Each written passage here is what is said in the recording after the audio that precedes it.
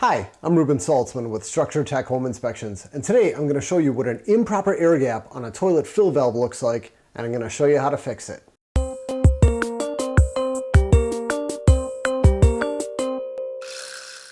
So if you're selling a house in Minneapolis, this matters. We've got this thing called a truth in housing evaluation, and it means you basically need a miniature home inspection by the city before you can even list your house for sale. And if you got stuff that the city doesn't like, someone needs to fix it. Either you need to fix it before you sell your house, or the buyers need to sign something saying that they're going to take care of the repairs. And one of those pesky little repairs is any type of cross connection between the city's potable water supply, your drinking water, and anything else. Any type of contaminated water. The two shall not touch each other.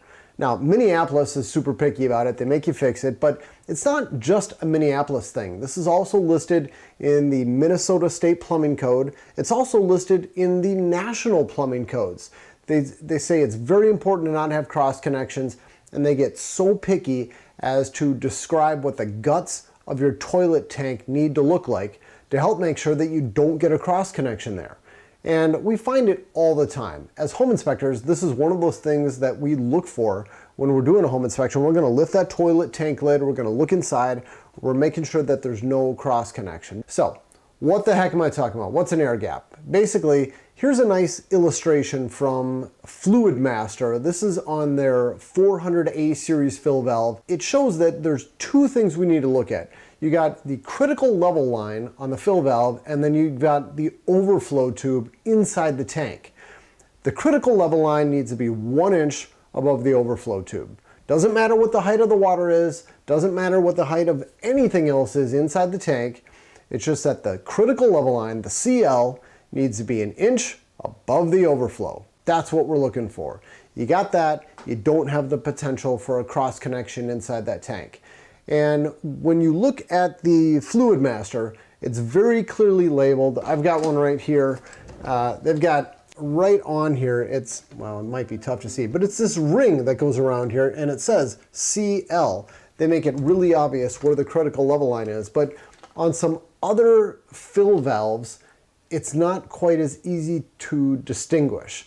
There's a retired home inspector out there, Chris Euland. He gave me this little setup. He's got like 1 million, maybe 10 fill valves all mounted here, all these different old styles.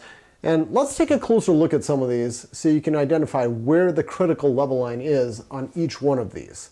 On this first one, we've got a little line that says CL clear. On this next one, we got a little tab sticking out. It says CL on there too. There's your critical level line. Very easy to understand. This next one has a very similar tab. It also says CL. And this one has a very similar tab. You get the point. Now let's look at another one that doesn't have a tab on it. It's not quite as obvious where this would be. In fact, there's nothing on here that says CL. However, if we were to go down maybe about 1 inch right about here, that's probably where the critical level line is.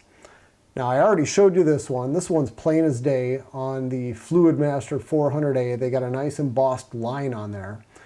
And then we've got a couple of others here, like this clamshell style. This would not be approved. This next one, I don't even know how this thing's supposed to work. The fill components are going to be submerged.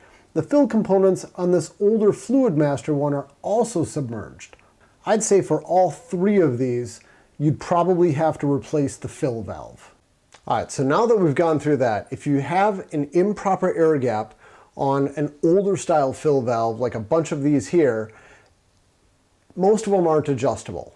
Most of the time, you're gonna need to cut down the overflow tube, and the concern with cutting down the overflow tube is that now maybe you can't have enough water sitting inside your tank to get a good flush. So in that case, you may need to replace the fill valve, but sometimes all it takes is cutting down the overflow tube. But for the rest of the time, if you have the Fluid Master 400A series or some variation that's very similar to this, it's a piece of cake to adjust the height of your fill valve, thus adjusting the height of your critical level line. Now, the manufacturer, if you read their instructions, they say if you're going to adjust the height, the only way you do it is you take it and you turn it. As I turn this, you can see it's going up, up, up. It's getting longer and longer. That's the way they want you to do it. But if you have a fill valve that's already installed in your toilet tank, you probably aren't going to have room inside the tank to turn this thing. So there's a shortcut that the manufacturer explicitly tells you in their instructions not to take. I don't know why, but I can guess. So let me show you what the shortcut is, and then I'll tell you what could go wrong if you follow my shortcut. The shortcut is to take this little ring here, you slide this up, and now you've loosened it, and now you can adjust the height on this. So I'll carefully do it here. Lift that up a little bit. It's not as easy as it looks. Maybe I'm not making it look easy. So now I've adjusted this up. To adjust it down, I can push it back down. And then I take this ring, I slide it back down, and I have locked it into place. Let's see what that looks like on an actual toilet tank. I'll walk you through it when it's actually happening here. So I drain the water in the tank and I shut the water off, and then I simply slide the lock ring up and then lift the entire fill valve up a little bit and then push the lock ring down into place. That's it. Now I've adjusted the height. So why doesn't the manufacturer want you to do this? Well, I can tell you there was one time where I was trying to be super nice and super helpful. I didn't want someone to have to go through the work of trying to figure out how to adjust the height on their fill valve. I thought, I'm just going to take care of this for them and don't tell anyone.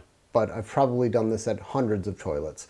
In this case, I took this little ring, I slid it up, and I wasn't holding the top of this carefully enough, or I got it too high, and you know, I like to live life on the edge. I did this while the water was still on, so there's water pressure pushing this thing up. I slid this ring up, I lifted it up a little bit, and it went like that. The whole thing came off of my hand, and now there's water shooting out of this thing at the ceiling.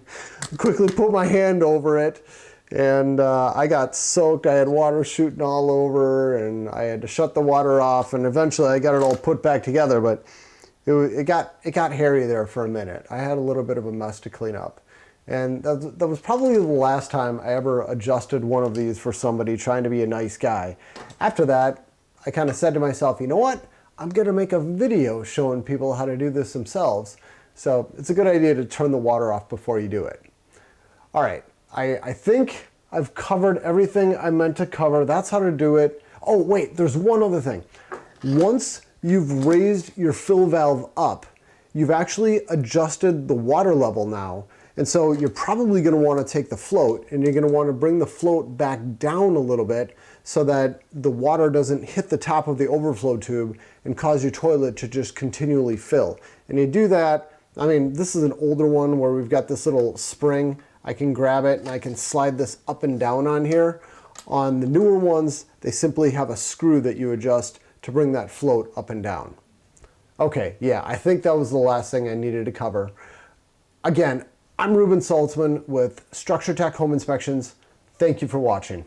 Take care.